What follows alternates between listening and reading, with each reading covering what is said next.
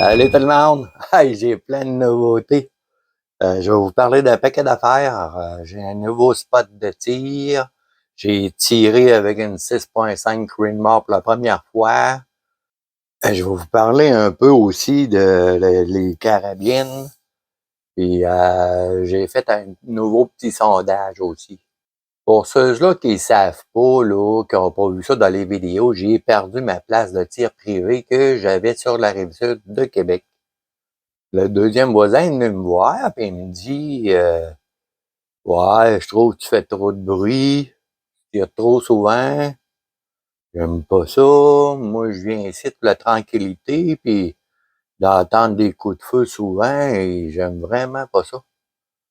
Ah ouais, là, je dis ah ouais, je savais pas que ça vous dérangeait.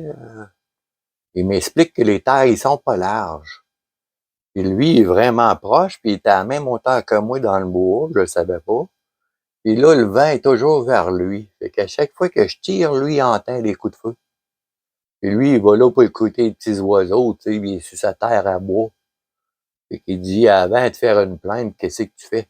Ben, j'ai dit, garde, moi, je cherche pas à chicane, hein. J'ai dit, ben, je vais tout simplement déménager, je vais me trouver une autre place, je viendrai plus tirer ici. Là, il me dit, ben, si tu viendrais qu'une fois par année ou deux, ça me dérangera pas. Et là, il dit, tu viens trop souvent. Ouais, je garde, je vous ramasse tout, puis je déménage. Fait que j'ai tout démanché, j'ai tout ramené mon stock à Québec. Je retournerai pas là. Par la suite, mon ami Claude, qui a un grand champ de tir jusqu'à 800 mètres sur sa terre à bois, jasant avec lui, il me dit que je pourrais aller tirer souvent là. Ah ouais, hey, là, j'étais content, c'est une méchante bonne nouvelle. Fait que là, on discute, tu sais, puis on en regarde les possibilités. Puis il dit oui, t'es le bienvenu. Fait que là, toutes les deux, hey, là, on était comme un peu excités. Fait que là, j'ai dit, ouais, ça serait le fun dans la cabane si on avait une bonne table de tir. Claude, ça fait longtemps qu'il y pense. Il a même acheté le fer pour la faire. Fait que là, Claude puis moi, on embarque, puis on mesure, tu sais, puis on se fait un petit papier, un petit dessin pour se faire une table en genre de pointe. Claude, il a eu l'idée de faire en genre de pointe la table. Hey, j'ai trouvé ça intéressant.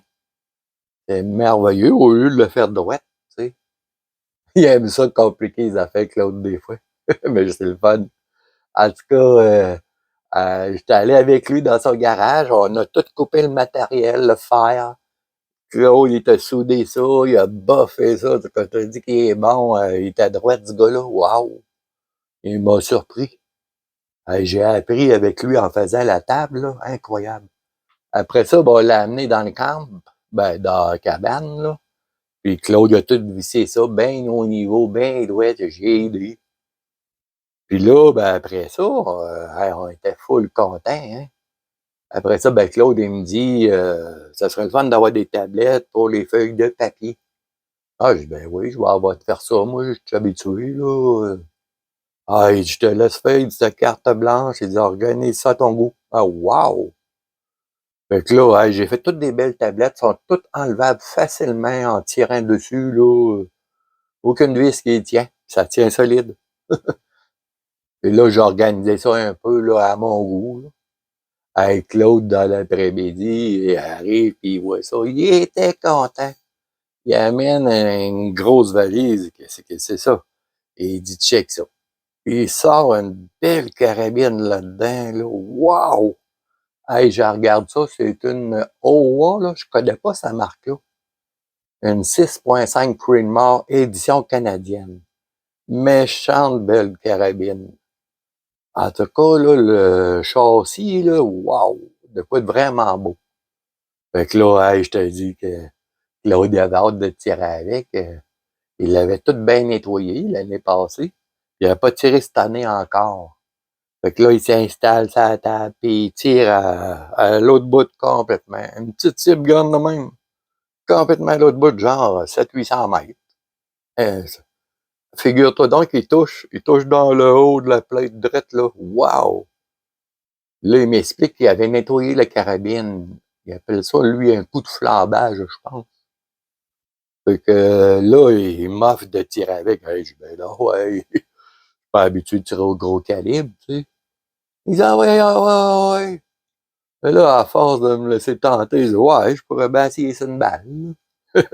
Hey, je m'installe là-dessus, le gros calibre, tu sais, puis il t'aligne ça. Il y a une belle lunette Léopold. Hey, on voit clair là-dedans. Hey, je voyais bien, bien la cible rouge, là, à l'autre bout, là, qui est grande de même, là. À 800 mètres, je la voyais très bien. J'aligne ça, je fais attention, j'appuie tranquillement. Bang!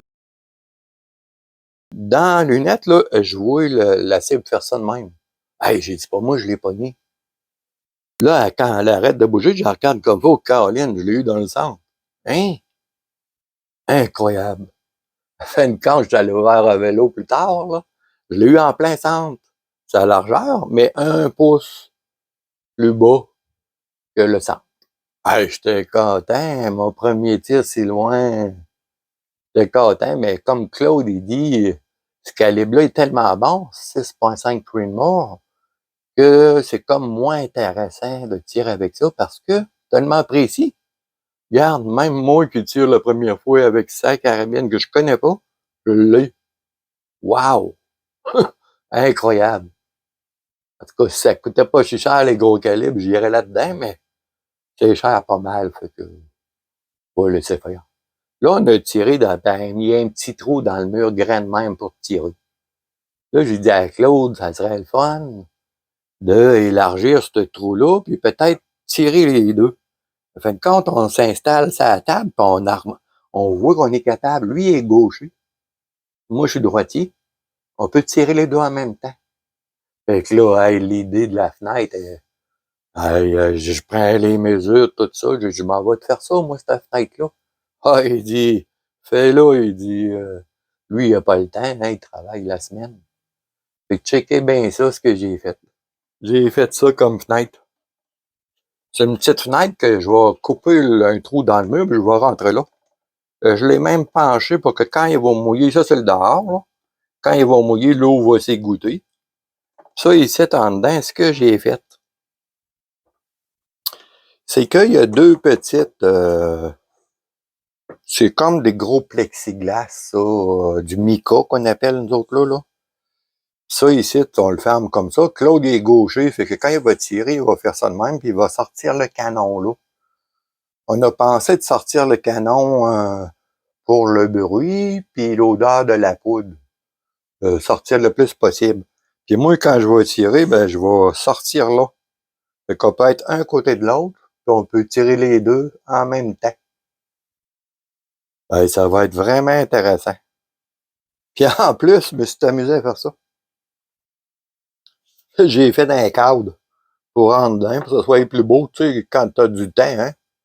J'ai fait ça pour le fun, je vais voir. Hey, oh, je vous dis, j'avais pas d'outils pour faire ça. Et là, il fallait que je fasse des rainures là-dedans pour que ça glisse, tu sais, que ça aille bien, ce système-là. Checkez bien avec quoi j'ai tout fait ça. J'ai tout simplement pris une skill ça. Une scie circulaire que j'ai vissée sur un panneau de contreplaqué. L'autre côté, ce que j'ai fait, c'est un petit guide en aluminium que je vissais là. J'ai fait des marques sur la planche de bois, puis je tassais, puis je revissais pour faire les rainures tranquillement. J'avais vissé ça dans la table là, avec un petit poteau ici, puis j'y allais tranquillement, là, puis ça a bien été. En fait, compte, ça fait comme un banti portatif, si on veut. Des fois, il faut se débrouiller avec ce qu'on a, hein. Le lendemain, j'ai fait des tirs avec la Tikka à 376 mètres sur la plate jaune, puis je comptais le nombre de coups que je l'avais sur 10 balles. Je l'ai eu 6 coups. Il y a 4 balles sont allées en dehors. Pour le fun, je pogne la rugueur, je l'essaye. Hey, j'ai eu 8, touché 8 fois sur la plate, sur 10. La rugueur, elle a battu la Tikka. J'en reviens pas. C'est sûr que c'est à cause du nouveau canon long. Puis j'ai mis mon meilleur télescope. Je ne sais pas si c'est à cause de lui, mais il est un petit peu plus clair. Fait que ça tire bien. En passant au sujet des carabines, il y a un abonné qui m'a dit que ce serait le fun de savoir les fréquences de nettoyage, tout ça, les upgrades de ces carabines, tout ce qu'on peut faire. Pour faire une histoire assez courte là-dessus, là, l'Américain, il m'a dit, là, tu nettoies jamais ton canon. Tu le laisses sale. Tant qu'elle tire bien. Si au bout de 1000 coups, 2000 coups, elle va pas bien, ou une fois par année, là, tu la remets à blanc, ton canon. Puis, la chambre ici, à chaque 200 coups, on la nettoie. Le premier petit bout pour l'anneau de carbone. Fait qu'on passe une brosse là-dedans, puis on nettoie avec des bons nettoyeurs. C'est ça le truc que l'Américain m'a dit. C'est ce que je fais cette année. En passant, un fabricant de canons, là, il explique là, que ici, la couronne est vraiment importante. Moi, je les ai checkés sur mes 2 carabines. J'ai pris ma petite caméra, là, puis j'ai vérifié l'embout ici. J'ai même acheté un outil pour réparer l'embout au cas où. En fin de compte, mes 2 couronnes sont parfaites, là, c'est vraiment beau. Mais il paraît que si vous avez des problèmes de précision, vérifiez la couronne. C'est pas ben cher une caméra. Je pense que c'est 100 piastres. Ça donne une bonne idée pour voir. Aussi, il m'a expliqué un paquet d'affaires. Le verrou, ici, quand on s'en sert, il y a des frottements à l'intérieur. Il dit, c'est simple. Tu sors ton verrou, tu le regardes. Il dit, tu vas voir où est-ce que ça change de couleur. Ben là, il dit, tu polis cet endroit-là. Il dit, il y a souvent 2 endroits, là, tu polis ça comme il faut. Il dit, ton boulon va aller beaucoup mieux, tu vas voir. Ça augmente la précision. Aussi, moi, j'ai joué avec mes verrous. J'ai mis des shims.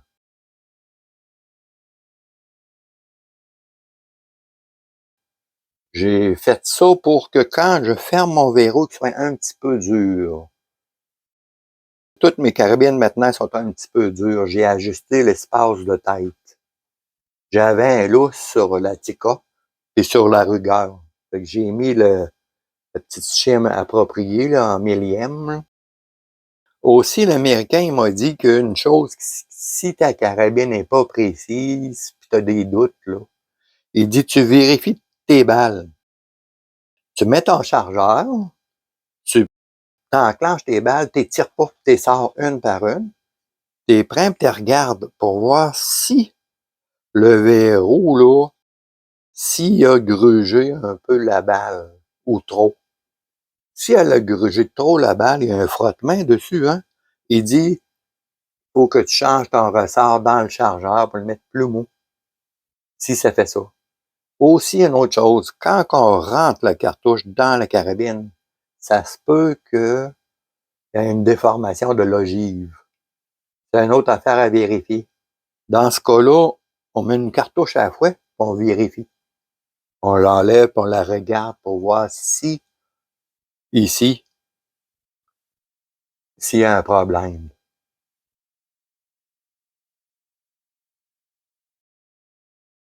Fait que là, je vais faire plein de nouvelles vidéos dans mon nouveau spot de tir. J'ai fait un petit sondage, j'en ai mis 3 ou 4, là, vous irez voir ça, puis vous voterez. Je vais essayer d'y aller par ordre de popularité, si on veut.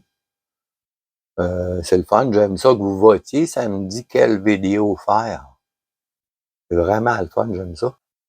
Fait que là, moi, en fin de semaine prochaine, je retourne. Je vais aller poser la fenêtre, je vais aller faire l'électricité un peu dans la cabane.